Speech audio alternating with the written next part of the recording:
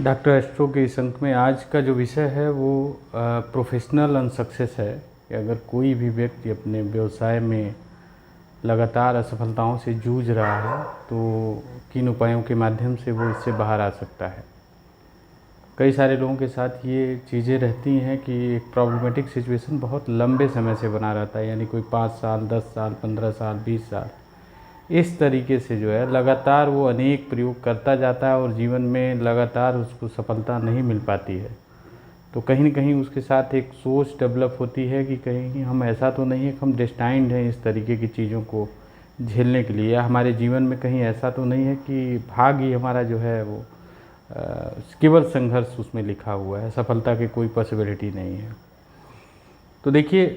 Professional unsuccess का सीधा मतलब ये है कि आपका जो प्रोफेशन डिज़ाइन किया गया है, जो यानी हर व्यक्ति क्या है कि सभी व्यक्तियों के साथ जो उनके प्रोफेशन का हाउस है यानी 10th हाउस, उसकी एनर्जी का एक्सपोजर डिफरेंट डिफरेंट होता है।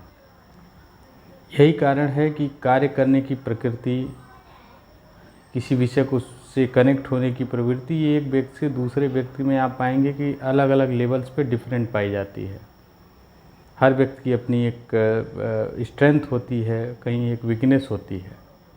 तो जब भी हम अपने आप को अपने रिसोर्सेज से कनेक्ट नहीं कर पाते हैं, जैसे कि एक व्यक्ति है जो बहुत अच्छा टीचर है और उसको उसने अगर मेडिकल कोर्स कोई कर लिया है,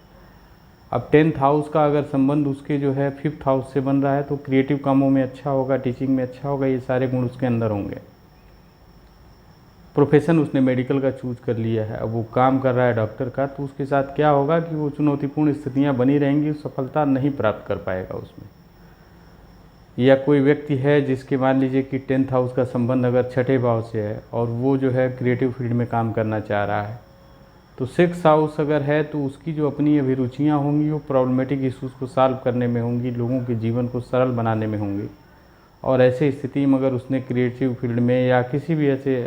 फील्ड को चुना जिसका संबंध 6ठे भाव से नहीं है, तो आप पाएंगे कि चैलेंजेस उसके जीवन में लगातार बने ही रहते हैं।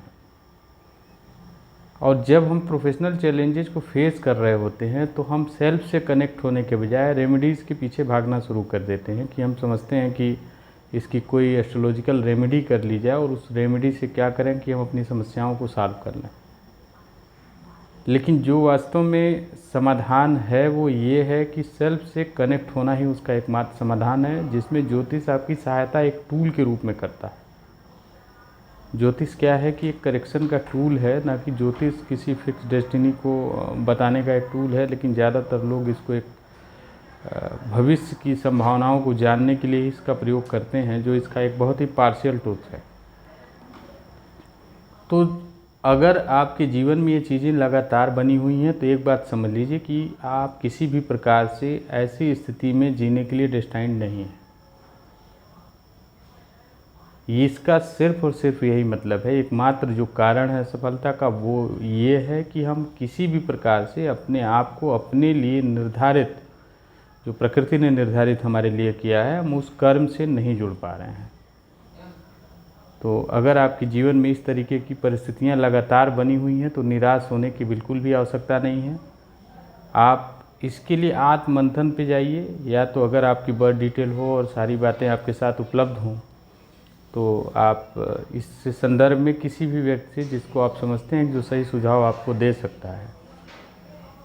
जो टेक्निकली एक्शन और प्लस रेमेडी दोनों के कॉम्बिनेशन के साथ आपको आगे बढ़ने की बात कर रहा हो, ऐसे किसी भी व्यक्ति से आप संपर्क कर सकते हैं। क्योंकि एस्ट्रोलॉजिकल रेमेडीज़ के भरोसे सिर्फ आपकी चीज़ें बदल नहीं पाएंगी। या तो आप उससे संपर्क करके एनालिसिस करा के चीज़ों में करेक्टली आप कनेक्ट हो सकते हैं, और दूसरा जो तरीका है ये है कि अगर आप आत्ममंथन करें और किसी भी ऐसे कार्य क्षेत्र का चुनाव करें जिस काम को करते समय बिल्कुल आपको जो है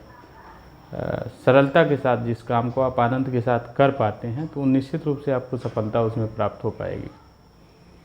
तो असफलता, प्रोफेशनल अनसक्सेस का जो सबसे बड़ा रीज़न है वो ये है कि जो हमारे लिए रिसोर्सेज हैं, हम उन रिसोर्सेज का प्रयोग नहीं कर पा रहे हैं। जीवन के जिस भी डोमेन में हम संघर्षरत हैं, उसका सिर्फ और सिर्फ एक ही कारण है कि हम वहाँ पर स्वयं से, हमारा जो आंतरिक, जो हमारी क्षमता है, जो जुड़ाव है, हम उससे अलग हो गए हैं। तो बाकी अगर आपके साथ कोई ऐसी चुनौती है तो अपनी बर्थ डिटेल को एक बार कमेंट बॉक्स में शेयर करिएगा। किसी एक चार्ट को डिटेल एनालिसिस के साथ हम आपके साथ डिस्कस करेंगे।